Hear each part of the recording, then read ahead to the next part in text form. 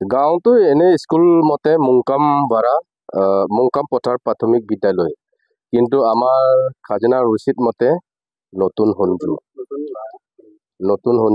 সঞ্জু বাৰা বুলি আছে। চৰকাৰৰ যিসমূহ আঁচনি সেইখিনি আপোনালোকে পাইছেনে ভালকে?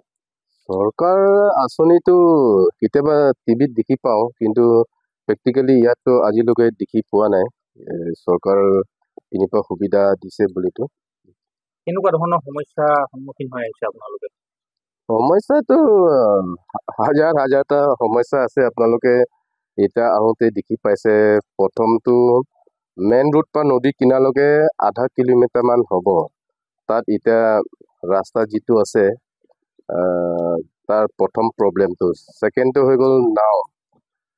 আজিলৈকে এই ভাৰত স্বাধীন নোহোৱাৰ পৰা এই গাঁওটো আমাৰ ককা আইতাহঁতে লিখা নাই, আমি এনে অনুমান কৰিব পাৰোঁ, মানে শ বছৰ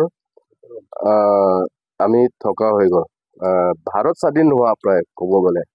তো আজিলৈকে ইয়াত দলঙৰ সুবিধা নাই, আপোনালোকে নিজে দেখিছে। তাৰপাছতে চৰকাৰ পিনিবা সুবিধা ক'লে একোৱেই নাই, তেনেকা আছোঁ কষ্টতে। আপোনালোকৰ ইয়াত যি ইলেক্ট্ৰিচিটি ব্যৱস্থাটো চৰকাৰে মাজে সময়ে কৰে নে, আহেনে তেওঁলোকৰ মানুহ?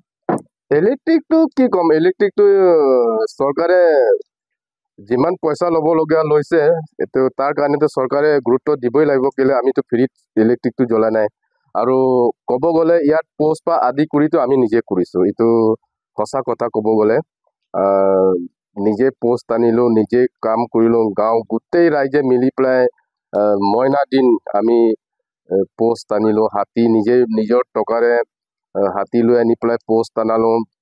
বাকী যিটো কামবোৰ আমি যিটো নাজানো, ইলেক্ট্ৰিক ডিপাৰ্টমেণ্ট পৰা কৰিছে, গাঁত গাড়াৰ পৰা খুঁটি টানা চব আমালোকে কৰিহে আজি যিটো লাইটটো জ্বলাব পাইছোঁ। কিন্তু লাইটটো কণ্টিনিউ কাৰেণ্ট আহে, কাৰণ কেলৈ ক'লে যিমান লাইট জ্বলিব ইমানে বিল পাব চৰকাৰে। তাৰ বাবে চৰকাৰে এইটো ক্ষেত্ৰত কিন্তু বহুত গুৰুত্ব দিছে, এইটো মিছা নকম, 24 আৱাৰ লাইটটো জ্বলে। আপোনালোকৰ স্মাৰ্ট মিটাৰ আছে? স্মাৰ্ট মিটাৰ আমি ইয়াত লগাব দিয়া নাই। চিকিৎসা ব্যৱস্থাৰ কাৰণে কি আছে ইয়াত সুবিধা? চিকিৎসাটো আমি হ'লে জাগুনত নহ'লে মাৰ্কেটত যাবলগীয়া হয়। গাঁৱত একো উপলব্ধ নাই, গাঁৱত নাই। আজি আমালোকে ইয়াতে বসবাস কৰা আজিৰ পৰা নহয় ছাৰ, এইটো আমালোকে নানা দিনৰ পৰা এইটো জেগাটো আমাৰ নিউ সঞ্জু পৰিবগৈ। এনেতো আমি এই সঞ্জু টিপঙৰ ওচৰতে অল সঞ্জু যি আছে, তাৰ পৰাই আমালোকে এইবোৰ এনেকৈ দেউতাবিলাকৰ দিনতে খেতি বাৰী কৰে, ঝুম খেতি এনেকুৱা কৰি আহি আজি আমালোকে ইয়াত আছোঁ। তো ইয়াতে থকাটো আমালোকে এইটো জেগাত থকাটো হ'লেতো 1971। তাৰ আগত আমালোকে এইটো পাহাৰ যি আছে, এই পাহাৰৰ ওপৰে দেউতাবিলাকৰ দিনতে ঝুম খেতি খায়। ঝুম খেতি খাই তেওঁলোকে ঝুমটো যেতিয়া দূৰ হৈ যায়, তেতিয়া আকৌ অলপমান আগলৈ যায়। সেনেকৈ কৰি ইয়াৰ পৰা তালৈ, তাৰ পৰা ইয়ালৈ এনেকৈ মানে যুগটো পাৰ হৈছে, 3-4 যুগ এনেকৈ আমালোকে চলি আছে। কিন্তু আজি আমালোকৰ দিনতে আমিতো এইটো ঝুমটো ভাল নাপাওঁ, কাৰণ আমাক প্লেন মাটি লাগে আৰু আমি পানী খেতি কৰিব লাগিব, আৰু আমি আজি সুবিধা যিটো আছে বাৰী বাগান কৰিব লাগিব, স্কুল ল'ৰা ছোৱালীৰ কাৰণে সুবিধা চাব লাগিব। সেনেকাত মানে আমি ইয়াতে থকাটো আজি 1971 পৰা আমালোকে এইখিনি জেগাত আছোঁ। চৰকাৰৰ যিখিনি আঁচনি আছে সেইখিনি পাইছেনে আপোনালোকে? এতিয়া চৰকাৰৰ সেইখিনি আঁচনি ক'বলৈ গ'লেতো আজিতো একোৱেই নাই ক'বলৈ গ'লে। এতিয়া স্কুলখন আছে 1977 পৰা আছে এই স্কুলখন। আজিলৈকে সেই স্কুলখনত কোনো মানে চৰকাৰৰ পৰা চকু দিয়াই নাই।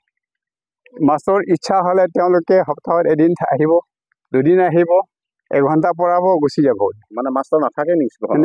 নাথাকে। আমি থাকিবলৈও ঘৰ দিছোঁ, তথাপিও তেনেকৈ নাথাকে মাষ্টৰ।